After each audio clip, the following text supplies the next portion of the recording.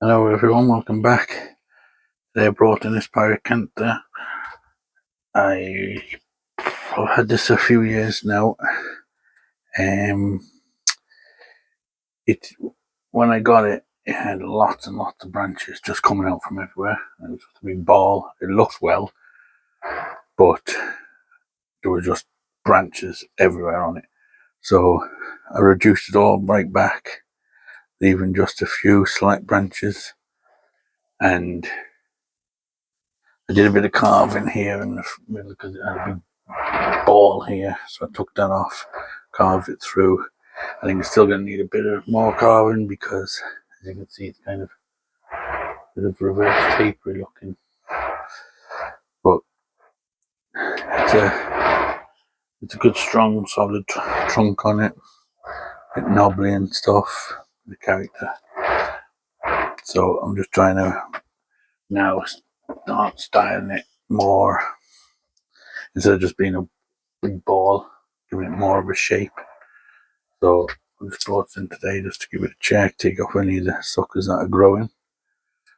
So I like to throw out suckers all the time, and just generally give it a check over, see if there's any branches that need pruning back that are going in towards the trunk or coming out, something like that, coming out in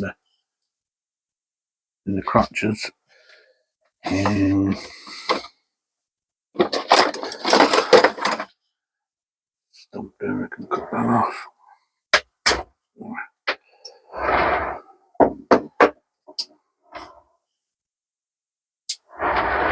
If you keep on top of them, you can normally keep them, get them into a nice shape.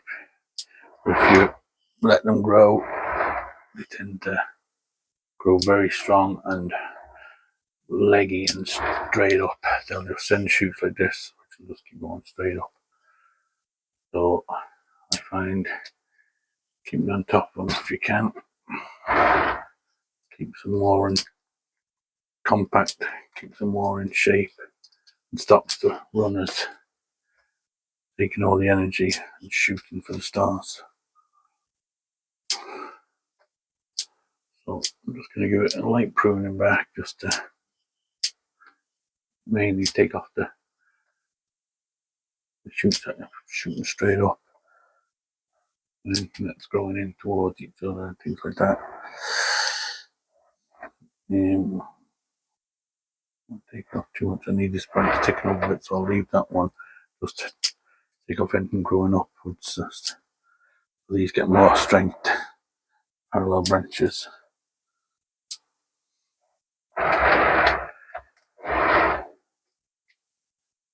Lights, we'll leave that one. I'll do here. When it's filled out again fully, I'll probably do a bit more branch selection because there's probably a couple of branches still not needed. For now, we'll try and keep it more as compact as we can.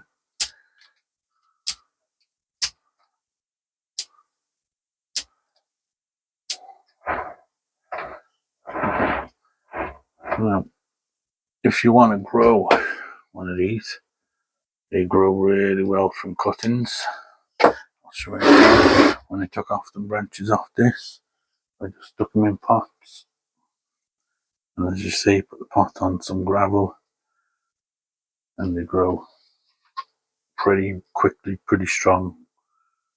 They were just the branches that I chopped off. There's another one there. You can see roots, and they were just cuttings, and quite big cuttings. You can see they're quite heavy, the branches. And then you can train them if you wanted to. I have this one here now. This is just a small one I have, which planted on a rock, but say like that, and the rock has like little legs on it, so it's kind of nice. And I've just been selling that for a couple of years. berries now are almost gone. The birds are taking a lot off the side. But just show you what you can do from a cutting in a couple of years.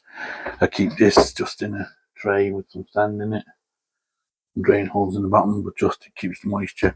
There's no actual roots growing into this, but the sand being moist keeps the moss and that moist, which keeps the roots seem to be a lot healthier.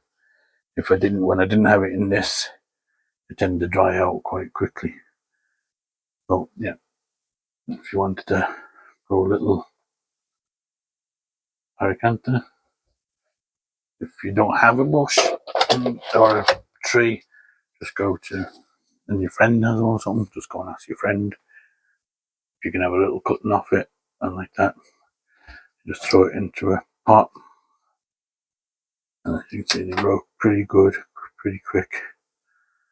Just gonna take off some of these top branches off this just to reduce it down a bit. And I have quite a few of these kicking about the garden. Just throw them into the pots and leave them off. There's another one. That one's like a clump style. Again, we can work on them.